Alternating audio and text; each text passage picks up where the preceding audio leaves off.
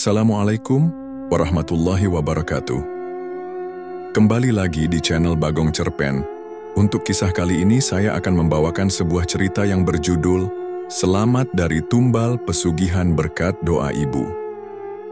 Sebelum kita lanjut ke ceritanya, tekan dulu tombol like video ini. Dan jangan lupa tekan juga tombol subscribe channel ini. Nyalakan juga lonceng notifikasinya agar tidak ketinggalan cerita-cerita lainnya dari channel ini. Dan seperti apa untuk kisah kali ini? Langsung saja kita masuk ke ceritanya. Malam itu sunyi, hanya suara jangkrik yang terdengar dari kejauhan. Angin bertiup perlahan, mengayunkan dedaunan di halaman rumah kecil kami yang terbuat dari kayu tua. Aku duduk di lantai, memperhatikan ibu yang sedang menambal kain lusuh dengan wajah penuh kelelahan. Kami memang hidup sederhana, tapi aku selalu merasa tenang bersama ibu. Namun, ketenangan itu hancur ketika suara deru mobil terdengar dari kejauhan. Lampu-lampu dari kendaraan besar itu menerangi pekarangan rumah kami yang biasanya gelap. Aku terbelalak. Mobil sedan hitam berkilau berhenti tepat di depan rumah. Dari dalam, seorang pria turun dengan gagah. Ayah. Aku hampir tidak mengenalinya. Ayah yang biasanya berpakaian sederhana kini mengenakan jas mahal. Tangannya dipenuhi cincin emas dan di bahunya tergantung sebuah tas kulit yang tampak mewah. Wajahnya tampak berbeda, lebih pucat dan lebih kaku. "Ibu, ayah pulang," seruku girang, tapi ibu tidak menjawab. Ia justru memegang tanganku erat, seolah ada sesuatu yang ia takutkan. Aku menoleh ke arahnya dan melihat raut wajahnya yang berubah pucat. Matanya terpaku pada ayah, tapi bukan dengan kebahagiaan, melainkan kecemasan. Ayah tersenyum, tapi senyum itu terasa aneh. Ia melangkah masuk, meletakkan tas kulitnya di meja, lalu mengeluarkan setumpuk uang tebal. "Mulai sekarang kita tidak perlu hidup miskin lagi," katanya penuh semangat. Aku hampir melonjak kegirangan, tapi ibu tidak menyambut kabar itu dengan gembira. Ia hanya diam, menggigit bibirnya, dan menatap uang itu dengan penuh kekhawatiran. "Dari mana semua ini, Mas?" Suara ibu bergetar. Ayah tidak langsung menjawab, ia hanya tersenyum tipis dan menatapku dalam-dalam, seolah sedang menimbang sesuatu. Saat itu aku belum menyadari bahwa kehidupan kami baru saja masuk ke dalam kegelapan yang paling mengerikan. Malam itu, rumah kecil kami yang biasanya tenang terasa lebih dingin dari biasanya. Aku tidak tahu mengapa, tapi ada sesuatu yang membuat bulu kuduku berdiri. Ayah masih di ruang tengah, menghitung uang dalam tasnya dengan senyum puas. Aku ingin bertanya lebih banyak, tapi ada sesuatu dalam sikap ibu yang membuatku ragu. Saat aku hendak tidur, ibu menarikku ke dalam pelukannya dengan erat. Napasnya terdengar berat seperti menahan sesuatu. "Nak, kalau ibu tidak ada, jangan pernah menuruti kemauan ayahmu. Jangan pernah ikut ritual apapun. Ingat itu, ya," bisiknya dengan suara bergetar. Aku terkejut. Kata-katanya aneh dan menakutkan. Aku ingin bertanya, tapi ibu buru-buru bangkit dan menuju ruang tengah. Aku mengintip dari celah pintu kamar dan melihat ibu sedang duduk di atas sajadah, tangannya memegang tasbih yang terus bergetar. "Ya Allah, lindungilah anakku. Jangan biarkan dia diambil." Aku tidak mengerti maksudnya, tapi suara ibu semakin bergetar. Di luar, angin bertiup kencang. Pohon bambu di belakang rumah bergesek-gesek, menimbulkan suara aneh yang mengganggu. Tiba-tiba, aku mendengar suara langkah kaki. Aku menoleh dan melihat ayah berdiri di ambang pintu. Wajahnya terlihat berbeda. Matanya sayu, tapi tatapannya tajam seperti sedang menahan sesuatu. "Berhenti baca doa itu," kata ayah pelan tapi tegas. Ibu tidak menjawab, hanya semakin khusyuk membaca ayat suci. Tangan ayah mengepal dan aku melihat urat di lehernya menegang. Ada sesuatu yang tidak beres. Aku ingin keluar dari kamar dan mendekati ibu, tapi tubuhku terasa berat. Seketika perasaan takut yang belum pernah kurasakan sebelumnya menyelimuti tubuhku. Di luar rumah, angin semakin kencang. Lampu minyak di ruang tengah berkedip-kedip, seolah ada sesuatu yang mengganggu nyalanya. Aku mendengar suara samar, seperti bisikan dari luar jendela, tapi aku tidak bisa memahami apa yang dikatakannya. Saat itu aku belum tahu bahwa malam ini adalah awal dari sesuatu yang mengerikan.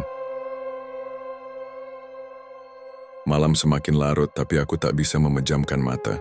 Suara angin yang kencang bercampur dengan bisikan-bisikan aneh di luar rumah. Ibu masih duduk di atas sajadah, berzikir tanpa henti.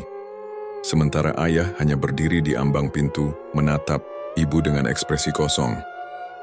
Tiba-tiba terdengar ketukan di pintu depan. Tok, tok, tok. Aku langsung menoleh. Siapa yang datang larut malam begini? Ayah juga bergerak cepat, berjalan menuju pintu tanpa ragu. Tapi sebelum ayah bisa membuka, ibu tiba-tiba berdiri dan berteriak. "Jangan buka, Mas." Ayah terdiam, tapi tangannya sudah di gagang pintu. Matanya menyipit menatap ibu. "Kau mau menghalangi rezeki kita?" Suara ayah berat, seperti bukan dirinya sendiri. Aku semakin bingung. Siapa yang ada di luar? Kenapa ibu begitu ketakutan? Ketukan itu terdengar lagi, lebih keras. Tok, tok, tok. Angin tiba-tiba berhenti. Rumah menjadi sunyi. Terlalu sunyi. Aku bisa mendengar suara nafasku sendiri. Ayah akhirnya membuka pintu. Dan saat itulah, udara di dalam rumah berubah drastis. Aku tidak bisa melihat siapa yang datang, tapi aku merasakan kehadirannya. Udara menjadi lebih dingin. Aroma wangi bunga melati menyeruak masuk, bercampur dengan bau anyir yang mengganggu hidungku. Ayah tersenyum tipis, lalu mundur memberi jalan. Aku tidak melihat siapapun, tapi lantai kayu berderit seperti ada seseorang yang melangkah masuk. Ibu langsung meraih tanganku, mencengkeramnya erat. Tangan ibu dingin dan gemetar. "Sudah saatnya," kata ayah lirih. Aku menoleh ke ibu, berharap mendapat jawaban. Tapi yang kulihat hanya wajah pucatnya dan air mata yang mulai mengalir dari matanya. Aku tidak tahu apa yang sedang terjadi, tapi aku tahu satu hal. Malam ini ada sesuatu yang telah masuk ke dalam rumah kami, dan aku bisa merasakan itu bukan manusia. Udara dalam rumah semakin dingin. Aku bisa merasakan sesuatu yang tak kasat mata melangkah masuk, tapi aku tidak berani melihat ke arah pintu. Ibu mencengkeram tanganku semakin erat, tubuhnya bergetar hebat. Ayah menutup pintu dengan pelan. Aku melihatnya tersenyum kecil, lalu melangkah ke ruang tengah. Ia menunduk sedikit seolah sedang berbicara dengan seseorang yang tak terlihat. "Saya sudah menepati janji," bisik ayah. Jantungku berdegup kencang. "Janji apa?" Aku ingin bertanya, tapi lidahku keluh. Aku hanya bisa melihat ayah membungkuk dengan sopan, lalu berjalan ke arah meja dan mengambil tas kulitnya yang penuh uang. Lalu aku mendengar suara itu, pelan, mendesis, seperti seseorang yang berbicara langsung di telingaku. "Anaknya cukup." Aku tersentak. Aku melihat ke sekitar mencari sumber suara, tapi tidak ada siapa-siapa. Ayah tampak tenang, sementara ibu semakin menegang. "Aku tidak akan menyerahkan anakku." Suara ibu gemetar tapi tegas. Ayah menoleh tajam, ekspresinya berubah marah. "Ini satu-satunya cara, Bu. Kau mau hidup susah terus? Kau mau anak kita kelaparan?" Mereka hanya meminta satu saja. Ibu langsung menarikku ke belakangnya. Aku bisa merasakan tubuhnya bergetar. Lalu terdengar suara gubrak, lampu minyak di ruang tengah jatuh sendiri. Apinya berkedip-kedip seperti akan padam. Udara semakin dingin. Dan saat itulah aku mendengar suara tawa. Bukan suara ayah. Bukan suara ibu. Suara itu berasal dari ruang tengah. Pelan, serak, seperti suara seseorang yang sangat tua atau sesuatu yang bukan manusia. Aku merasakan bulu kuduku berdiri. Lalu suara itu berbisik lagi. "Yang sudah berjanji tidak bisa mengingkari." Tubuhku semakin membeku, bukan karena dingin, tapi karena ketakutan. Bisikan itu menggema di dalam rumah kami, seperti datang dari segala arah. Ibu semakin mempererat pelukannya padaku, sementara ayah hanya berdiri di tengah ruangan, matanya kosong seperti kehilangan kendali atas dirinya sendiri. Tiba-tiba pintu kamar kami berderit pelan. Aku menoleh dan hatiku langsung mencelos. Di ambang pintu, samar-samar aku melihat sesuatu berdiri. Sosok tinggi, kurus, dengan bayangan yang tak wajar. Tubuhnya seakan melayang, dan meskipun wajahnya tak terlihat jelas, aku bisa merasakan tatapan dingin menusuk jantungku. Aku ingin menjerit, tapi suaraku seakan tercekat di tenggorokan. "Mas, tolong sadarkan diri. Ini bukan jalan yang benar," suara ibu penuh ketakutan. Ayah menoleh pelan, menatap ibu dengan ekspresi yang sulit dijelaskan. Lalu, dengan suara datar, ia berkata, "Semuanya sudah terlambat." Seketika, lampu minyak di rumah kami berkedip-kedip, lalu padam. Rumah menjadi gelap gulita. Dan dalam kegelapan itu aku mendengar suara langkah mendekat. "Cek, cek, cek." Langkahnya pelan, seperti sengaja menyeret-nyeret kakinya. Aku menahan napas. Sosok itu semakin dekat. Ibu bergegas meraih tasbihnya, berzikir lebih keras. Tapi suara tawa lirih terdengar, mengejek, seolah doa-doa itu sudah tak ada gunanya lagi. Tiba-tiba sesuatu mencengkeram bahuku. Dingin, keras, dan terasa bukan seperti tangan manusia. Aku tak bisa menahan diri lagi. Aku menjerit sekuat tenaga. Jeritanku menggema di seluruh rumah, tapi suara itu seperti tersedot ke dalam kegelapan. Aku meronta, mencoba melepaskan cengkeraman dingin di bahuku, tapi semakin aku bergerak, semakin kuat genggaman itu. "Allahu Akbar!" Ibu berteriak, lalu menempelkan tangannya ke kepalaku. Seketika tubuhku terasa lebih ringan dan genggaman itu menghilang. Aku terhuyung ke belakang, napasku tersengal-sengal. Dalam kegelapan samar-samar aku melihat sosok tinggi itu mundur perlahan, seolah terganggu oleh doa ibu. Tapi sebelum benar-benar menjauh, aku mendengar bisikannya. Belum selesai, lalu suara itu menghilang. Lampu minyak tiba-tiba menyala, kembali, meski redup dan bergetar. Aku melihat ibu masih berzikir, sementara ayah berdiri dengan mata kosong. Tapi ada sesuatu yang berbeda darinya. Wajahnya lebih pucat, seperti seseorang yang baru saja kehilangan sesuatu yang berharga. Tiba-tiba, ayah berlutut. Mereka tidak akan pergi begitu saja. Suaranya lirih, hampir tak terdengar. Ibu menoleh, tajam. "Apa yang sudah kamu lakukan, Mas?" Ayah tidak menjawab, tangannya gemetar, matanya berkaca-kaca. Aku ingin bertanya, ingin memahami apa yang terjadi, tapi sesuatu di luar rumah membuatku terdiam. Tok, tok, tok, ketukan di pintu terdengar lagi. Tapi kali ini lebih banyak. Tok, tok, tok, tok, tok.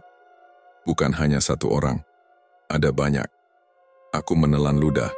Ibu menggenggam tanganku erat. Dan dari balik pintu, terdengar suara berbisik. Janji harus ditepati.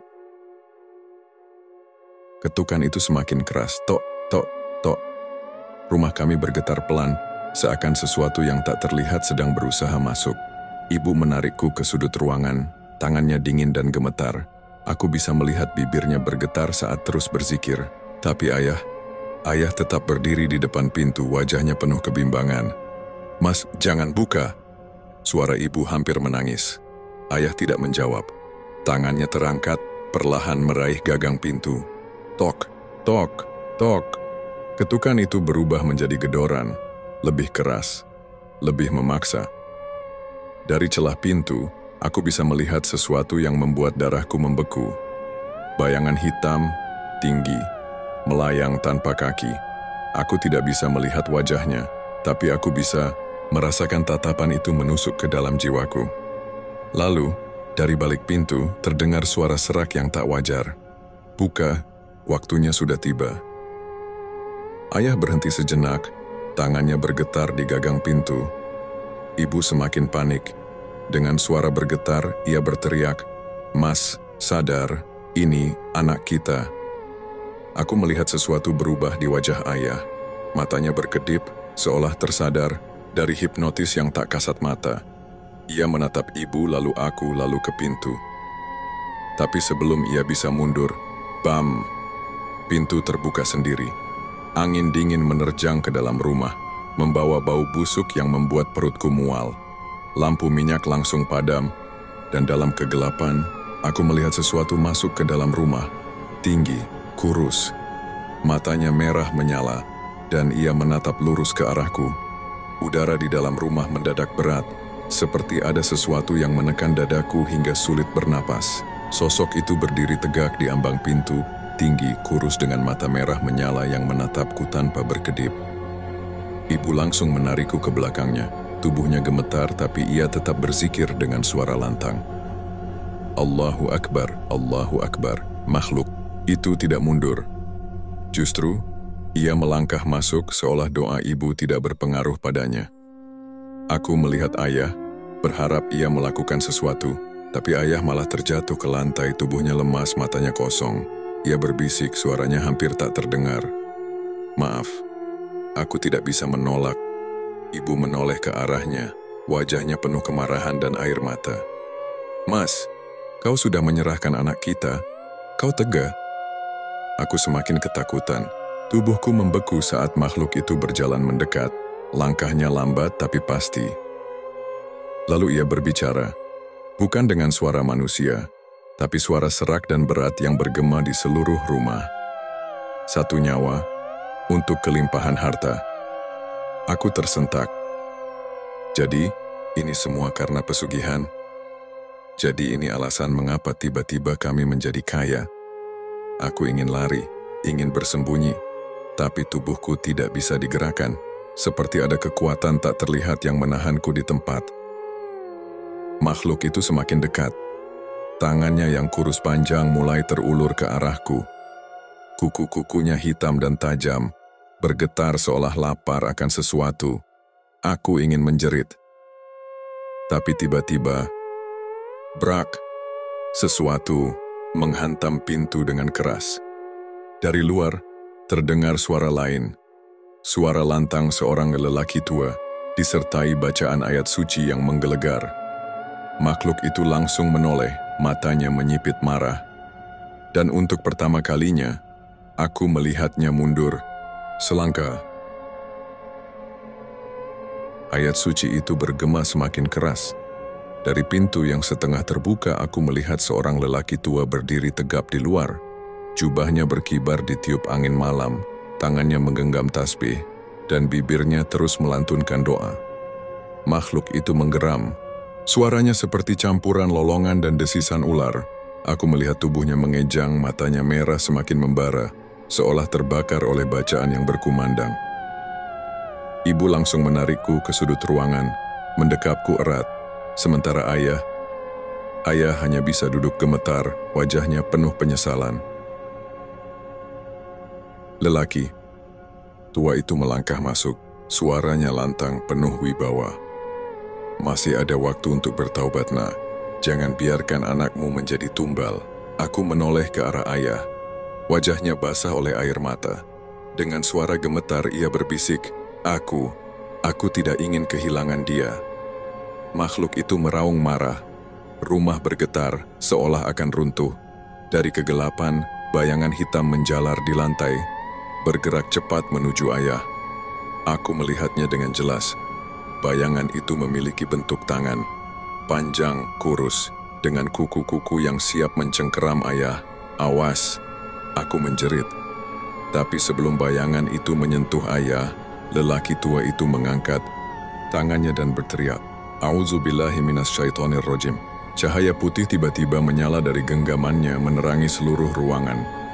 Makhluk itu memekik kesakitan, tubuhnya mengejang, perlahan-lahan mengecil seperti terbakar dari dalam. Suaranya melengking tinggi sebelum akhirnya, bruk, ia terjatuh, lalu menghilang dalam asap hitam pekat. Udara dalam rumah mendadak lebih ringan. Angin malam yang tadinya membawa bau busuk kini berubah sejuk. Ayah terisak di lantai. Lelaki tua itu menatapnya dengan tatapan tajam. Harta dari jalan sesat tidak akan pernah membawa berkah. Ini peringatan terakhir untukmu. Ayah hanya bisa mengangguk lemah, matanya basah oleh air mata penyesalan. Aku memandang ibu, lalu lelaki, tua itu, lalu ke pintu yang masih terbuka. Dan untuk pertama kalinya dalam seminggu terakhir, aku merasa benar-benar bisa bernapas lagi.